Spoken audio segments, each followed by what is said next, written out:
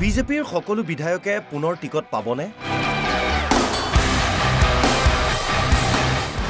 পুনৰ প্ৰাৰ্থিত্ব পাব কোন সকল বিধায়ক? বিধানসভা নিৰ্বাচনৰ সময় ওচৰ চাপিছে। মাজত আছে 5 মাহ।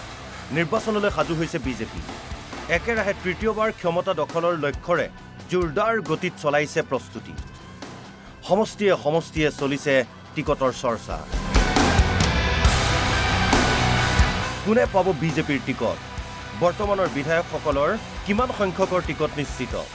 এই সন্দৰ্ভত বিজেপিৰ ৰাজ্যিক সভাপতি দিলীপ শইকীয়াৰ কি ভাষ্য? পাৰদৰ্শী আৰু জনসম্পৰ্ক ভাল থকা বিধায়কৰ টিকট নিশ্চিত। নতুনৰ সন্ধান বা পুৰণিক পুনৰ প্ৰতিষ্ঠা কৰা এই বিষয়টো ভাৰতীয় জনতা পাৰ্টিৰ আমাৰ যি সাৰ্ভে ইত্যাদি হ'ব সেই কথাটোত গোটেই কথাখিনি আমি পৰিষ্কাৰ কৰিব বিচাৰিছোঁ। ইতিমধ্যে এটা পৰ্যায়ত আমাৰ সাৰ্ভে হৈছে, তাৰ প্ৰতিবেদন সোনকালে আমি পাম।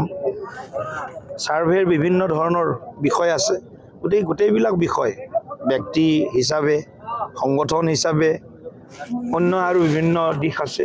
গতিকে সকলো দিশ আমি অধ্যয়ন কৰি আছোঁ আৰু নিশ্চিতভাৱে যাৰ জনতাৰ লগত সম্পৰ্ক ভাল, যিয়ে জনতাৰ হৈ কাম কৰি আছে, যিয়ে যাক ৰাইজে বিচাৰিব, সেইজনাৰ কোনো চিন্তা কৰিবৰ প্ৰয়োজন নাই। প্ৰাৰ্থিত্বৰ লগতে মিত্ৰতা সন্দৰ্ভতো চৰ্চা চলিছে।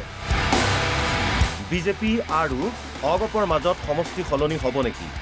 ইয়াক লৈ তাৎপৰ্যপূৰ্ণ মন্তব্য দিলীপ শইকীয়া। মিত্ৰতাক লৈ পুনৰ আলোচনা হ'ব। আমি 5 বছৰৰ কাৰণে মিত্ৰতা কৰিছোঁ, 21-ৰ পৰা 25লৈকে। এতিয়া 26ত মিত্ৰতাৰ কথাটো আমি আমাৰ 2টা দল বা 3টা দল বা 4টা দল NDA হিচাপে আমি বহিম, আলোচনা কৰিম। গতিকে ইয়াত তেজপুৰৰ কথাও নাহে, ৰহাৰ কথাও নাহে, অকল মিত্ৰতাত আমাৰ চলি আছে আৰু যথাসম্ভৱ আমি মিত্ৰতাৰে NDA হিচাপে আমি 26ত নিৰ্বাচন খেলিম। বিজেপিৰ টিকটৰ ক্ষেত্ৰত সমীক্ষা সকলোতকৈ গুৰুত্বপূৰ্ণ। সমীক্ষাই যিগৰাকীকে ভাল দেখুৱাই তেওঁই লাভ কৰে টিকট। এইবাৰো সমীক্ষাৰ ওপৰত ভিত্তি কৰিয়েই বিজেপিয়ে দিব প্ৰাৰ্থিত্ব। সভাপতি দিলীপ শইকীয়াৰ কথাত স্পষ্ট হৈছে এইটো। তেজপুৰৰ পৰা পংকজ শইকীয়াৰ ৰিপৰ্ট, অসম লাইভ 24।